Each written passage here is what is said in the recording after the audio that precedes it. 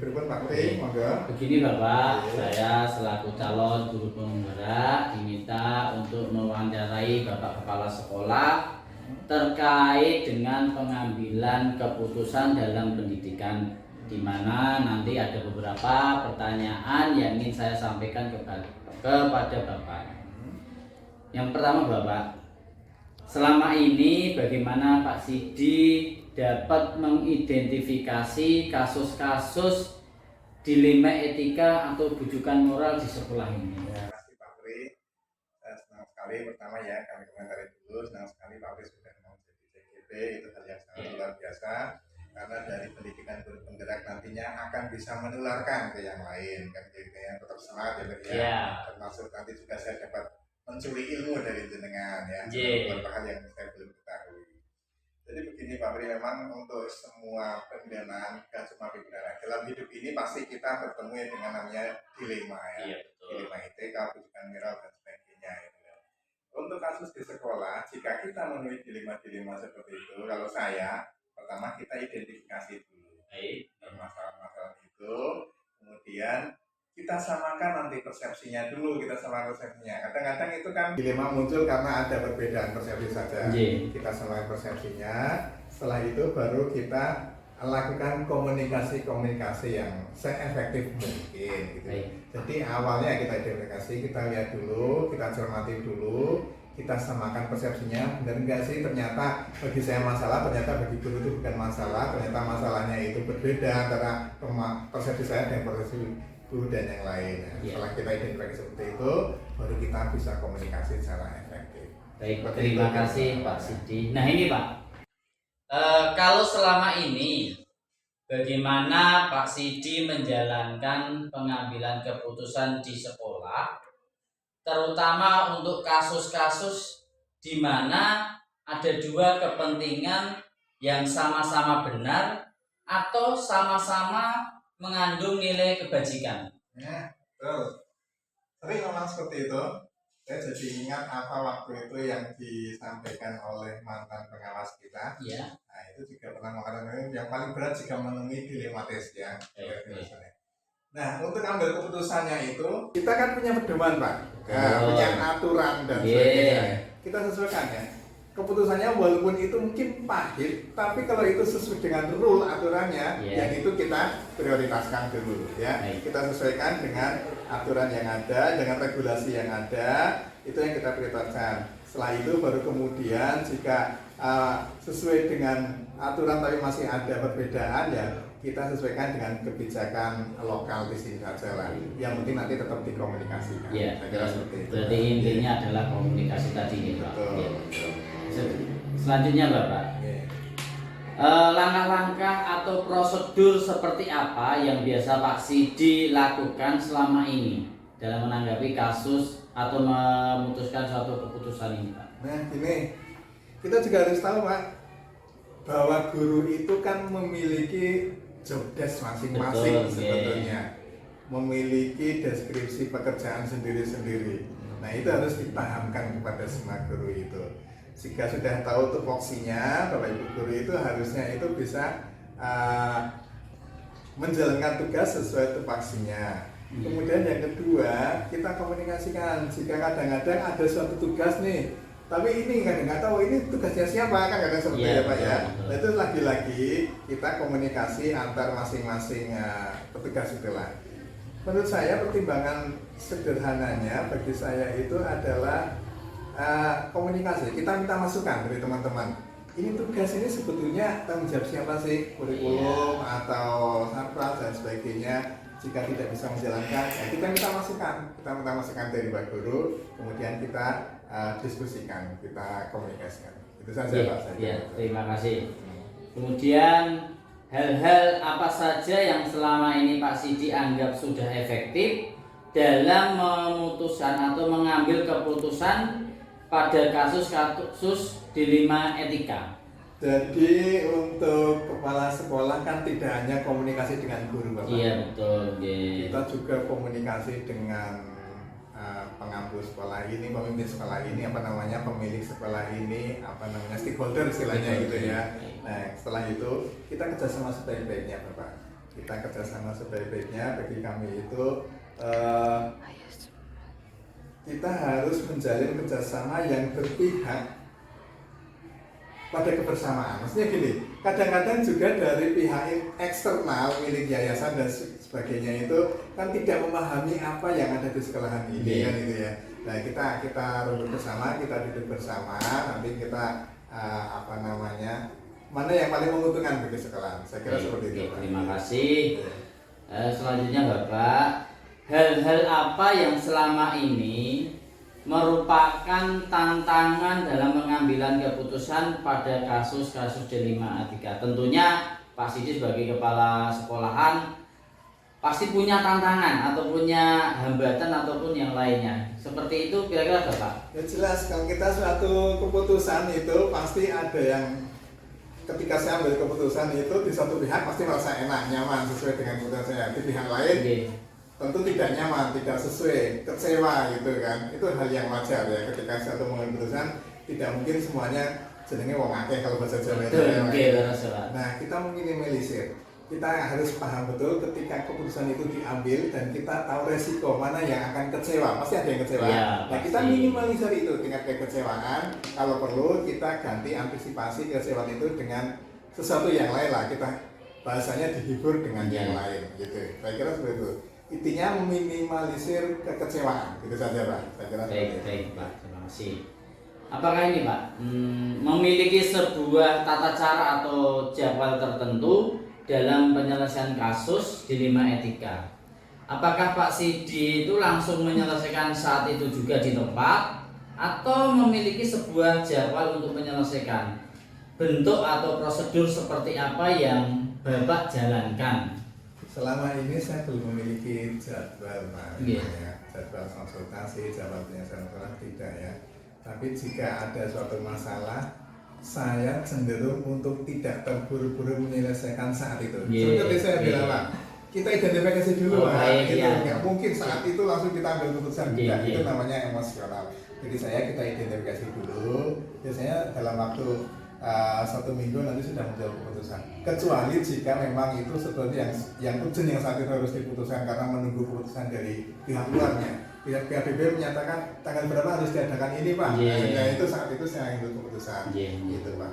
Jadi tidak ada jadwal khusus. Yang jelas begitu ada yang sesuai yang dilematis, maka kita identifikasi dulu. Seperti tadi saya bilang di awal itu Pak. Itu saja Pak Beri. Selanjutnya Bapak, apakah ini seseorang atau faktor-faktor apa yang selama ini mempermudah atau membantu Bapak dalam pengambilan keputusan dalam kasus-kasus D5 etika ini? Betulnya sehingga ada faktor khusus yang mempermudah ya. Ya kalau yang mempermudah ya tadi saya itu hanya pada sesuai dengan peraturan tadi regulasi itu saja ya, itu kan lebih mudah bagi saya. Sesuai regulasi enggak, kalau nggak sesuai regulasi ya berarti tidak usah diambil keputusan itu.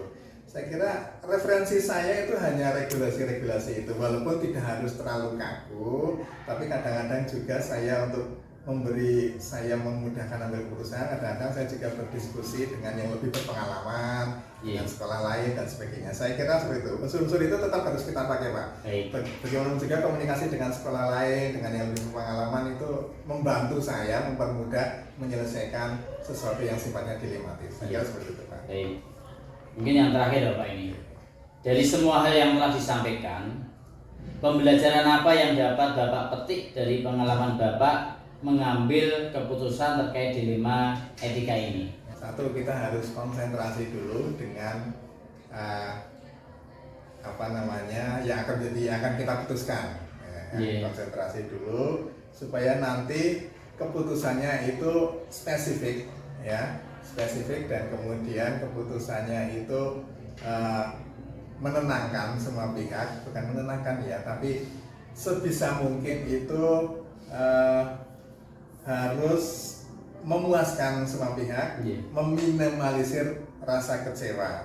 Saya kira itu. Jadi yang penting itu pengambilan yang bisa saya ambil hikmahnya saat ini, pengambilan keputusan tidak boleh terburu-buru. Yang pertama, Yang kedua, tidak boleh sesuai dengan nafsu kita, harus kita komunikasikan dengan beberapa pihak, termasuk saya tadi menghentikan, saya juga perlu komunikasi dengan sekolah lain, dengan unsur-unsur yang lain, itu yang berpengalaman gitu. Saya kira hanya itu Pak. Jadi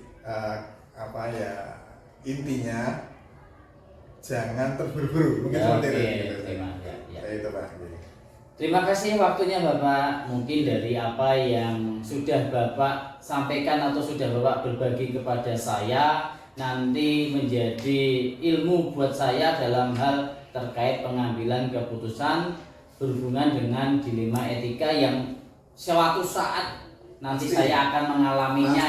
Nah, itu saya sudah belajar dari Bapak. Semoga informasi dari Bapak itu bisa saya serap, kemudian nanti bisa saya terapkan. Betul Pak. Intinya gitu Bapak.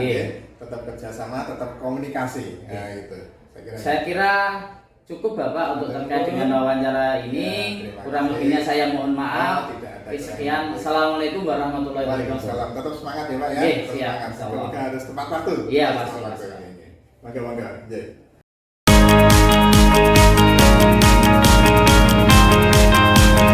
Assalamualaikum warahmatullahi wabarakatuh Pak Samsul. Waalaikumsalam warahmatullahi wabarakatuh. Nggih Pak Pri, pripun? Terima kasih Pak Samsul. Mohon izin maaf mengganggu waktunya. Begini Pak, saya kebetulan dapat tugas dari program guru penggerak, salah satunya yaitu mewawancarai kepala sekolah di luar instansi saya. Kebetulan saya ingat dengan SMA Muhammadiyah 1 Bangsri.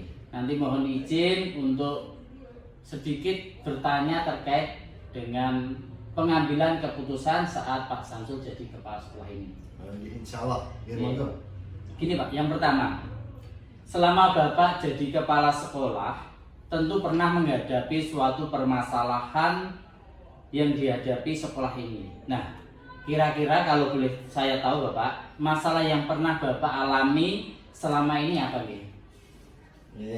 Gini Pak Pri, yang namanya hidup di dunia ini kan mesti ada permasalahan, ada tantangan, ada resiko. Tapi yang terpenting dari segi permasalahan itu harus ada solusi ya. Betul, Apalagi di lembaga SMA Muhammadiyah 1 Bangsri ini yang dalam naungan Persyarikatan Muhammadiyah, tentunya banyak ragam sosio budaya siswa itu dari berbagai macam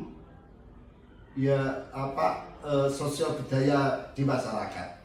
Jadi alhamdulillah di SMA Muhammadiyah 1 Bangsri ini sekitar 6 kecamatan. Mulai dari Jepara sampai Pakes Aji, Mlonggo, Bangsri, Kembang sampai Donorojo ada siswa yang di SMA Muhammadiyah 1 Bangsri. Tentunya ya beragam juga. Nah, disinilah letak tantangan kita, karena beragam sosio anak-anak itu otomatis jarak jauhnya itu kedisiplinan anak ya memang diutamakan. Dan alhamdulillah gerakan pertama saya masuk di SMA Muhammadiyah 1 Bangsri ini memang disiplin dulu, disiplin dari siswanya, terutama memang pertama gurunya dulu disiplin. Tantangan kami tahun pertama luar biasa. Itu banyak siswa yang alasannya yang jauh, alasannya keterlambatan dan sebagainya. Dan yang dekat gelombang itu terbawa dari kancane itu belum masuk, dia ikut ya belum masuk. Kita tekan jam 7.00 itu bel berbunyi, anak-anak itu sudah di dalam kelas. Namun beberapa yang memang terkendala, banyak yang belum masuk. Dan itu kami sosialisasikan antara anak, orang tua, dan guru dan karyawan di sini. Kita satu misi untuk disiplin terhadap jam pelajaran. Itu yang pertama. Baik, terima kasih Pak. Tadi saya ambil kesimpulan dari permasalahan tentunya ada terkait tadi kedisiplinan ya. Semoga nanti kan pasti ada solusinya. Terima kasih. Gini, kemudian ini Bapak. Jadi selama ini bagaimana Bapak mengatasi kasus dilema etika atau bujukan moral? Misalnya kalau ada permasalahan anak lah, itu kan termasuk dilema etika lah. Kira-kira solusi dari Bapak itu seperti apa? Yang namanya remaja, usia SMA itu kan usia remaja. Betul. Pasti luar biasa. Anak-anak bisa trauma tentang permasalahan-permasalahannya yang memang pada era remaja itu era menuju kedewasaan. Yeah. Jadi di sini alhamdulillah tidak begitu banyak. Yeah. Tapi ada beberapa anak yang mengalami itu, memang langsung kami konsultasikan pada guru BK, wali kelas, baru ke anaknya. Orang tua biasanya ini anak agak malu kepada orang tua. Setelah memang benar-benar ini tidak menemui jalan solusi, baru orang tua kami libatkan. Atau orang tua itu ada kasus orang tua itu saya gali informasi, walaupun bukan anaknya sendiri. Itu saya gali informasi dengan tetangganya dan sebagainya. Setelah kami merumuskan bisa teratasi, baru tidak kita tutup semuanya. Jadi dilema itu kalau kita buka, kasihan anak. Jadi kalau ada permasalahan, seminim mungkin kita selesaikan dengan wali kelas, guru BK. Jadi saya ambil kesimpulan mungkin tadi kolaborasi dengan guru BK, wali kelas, guru. Nah, kemudian mencari investigasi atau mencari sumber permasalahan. Terima kasih. Jadi kalau dilema etika itu benar melawan benar ada, dan jika dilema etika itu benar melawan salah itu juga ada. Lalu bagaimana Pak Samsul itu menjalankan atau mengambil keputusan di sekolah, terutama untuk kasus-kasus di mana ada kepentingan yang sama-sama benar atau mungkin yang sama-sama mengandung nilai kebajikan, Pak?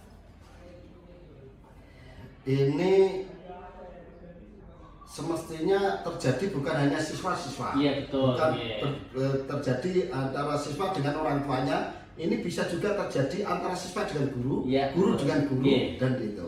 Jadi saya ambil ini untuk pemahaman egois seseorang, egois semua orang lah. Ini dengan saya kuatkan pengetahuan keimanan. Jadi upgrading guru karyawan, terus penambahan tentang pemahaman keagamaan tentang anak-anak dan karyawan guru itu. Alhamdulillah di sini setiap minggu kita ada pembekalan tentang pemantapan keagamaan. Insya Allah salah pahaman atau apa mungkin nyaris hilang saya. Terima kasih. Selanjutnya Bapak, tentu dalam menyelesaikan masalah tadi ada langkah-langkah atau prosedur seperti yang biasa Pak Samsul lakukan selama ini. Kira-kira tadi langkah-langkahnya untuk menyelesaikan kasus atau permasalahan tadi, Pak. Oke, itu ya seperti dari yang saya katakan tadi, jika ada masalah berbenturan dengan satu dengan yang lain, otomatis kita selesaikan di lingkup terkecil dulu. Kita musyawarahkan apa penyebabnya. Insya Allah dengan adanya musyawarah atau kita ambil solusi yang terbaik itu, ya insya Allah tidak berlanjut gitu. Insya Allah gitu. Jadi tetap kita ambil solusi yang terkecil dan mudorotnya tidak melebar kemana-mana. Oke, terima kasih. Pertanyaan selanjutnya Bapak, terkait hal-hal apa saja yang selama ini Pak Samsul anggap sudah efektif dalam pengambilan keputusan pada kasus-kasus dilema etika? Alhamdulillah dengan adanya disiplin waktu, disiplin hidup beragama, disiplin tentang berhubungan keakraban dari anak-anak sesama teman-temannya, ini akan memangkas dilema-dilema itu. Insya Allah. Dan disiplin beragama, waktu sholat kita memang wajibkan sholat, ngaji, belajar. Dan itu titik-titik bentiannya itu berkurang. Insya Allah begitu. Ya.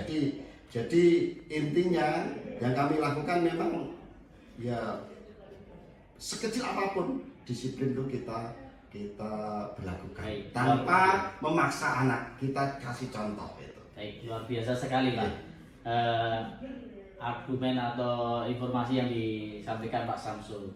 Kemudian selanjutnya Bapak, untuk mempertimbangkan siapa saja yang terlibat di dalamnya dan bagaimana sifatnya, apakah itu harus segera diputuskan mendesak atau bisa diputuskan nanti setelah kira-kira komunikasi dengan yang lainnya.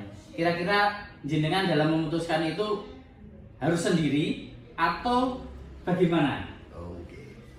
Ini yang nama permasalahan kan tidak sama. Betul. Ada grafiknya bawah, tengah, atas.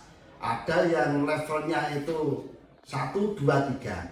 Jadi memang level yang harus memang ini segera kita tangani. Kita harus segera kita tangani dengan melibatkan seluruh unsur komponen. Oke. Dan dari kalau di sekolah ya memang dari kesiswaan, BK-nya, wali kelas, dan guru-guru pendamping yang lain. Kita melibatkan.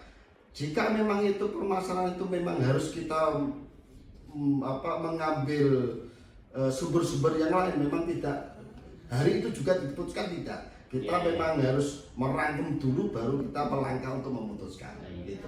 Terima kasih. Berarti memang kita pisah ya Pak antara yang ini ringan atau bisa diselesaikan hari ini. Ternyata ini berat, berarti harus dikomunikasikan. Tidak harus saat itu juga. Baik. Kemudian ini Bapak, hal-hal apa saja yang selama ini menjadi tantangan dalam pengambilan keputusan pada kasus-kasus D5 etika ini? Jengune memutuskan itu mesti sedikit pun ada yang tergores. Betul, Luka itu tidak bisa tersembuhkan tanpa meninggalkan bekas. Nah inilah yang kami cari solusi yang terbaik supaya tidak meninggalkan bekas bagi yang kena dilema itu. Jadi ya kita rangkul beberapa komponen yang terlibat di situ untuk bagaimana anak yang terkena itu tidak terimbas sampai adanya dilema malah trauma, tidak sampai segitu. Jadi mungkin orang-orang terdekat yang kena. Iya, terima kasih. Pertanyaan selanjutnya Bapak, apakah Bapak memiliki sebuah tata cara atau jadwal tertentu dalam menyelesaikan kasus dilema etika? Apakah Pak Samsul itu langsung menyelesaikan di tempat atau memiliki sebuah jadwal terlebih dahulu? Nah, monggo. Kira-kira bentuk atau prosedurnya bagaimana? Kalau menyelesaikan dilema itu tidak jadwal. Dan alhamdulillah di SMA Muhammadiyah itu tidak terjadwal itu. Karena kami berharap dan berdoa tidak ada kasus-kasus seperti itu. Kalau ada, kita tidak usah dijadwal, ya langsung kita tangani. Dengan proses sesuai dengan waktu yang harus kita tentukan. Itu jadi tidak ada jadwalnya. Baik. Terima kasih. Sudah luar biasa. Kemudian ini Pak, adakah seseorang atau faktor-faktor apa yang selama ini mempermudah atau membantu Bapak dalam pengambilan keputusan dalam kasus D5 etika ini? Saya di sini kan bekerja tim. Tim. Jadi otomatis saya tidak bisa memutuskan sendiri tanpa ada masukan bantuan dari tim-tim kami.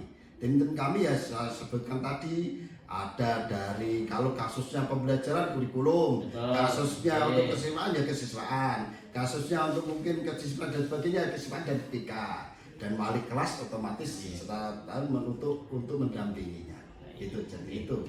Baik, jadi sangatlah penting ya Pak terkait dengan pengambilan keputusan tadi. Kita harus melibatkan orang-orang di sekeliling kita. Tidak mungkin karena kita satu tim tadi seperti yang disampaikan Pak. Kita tidak raja, tidak raja. Betul.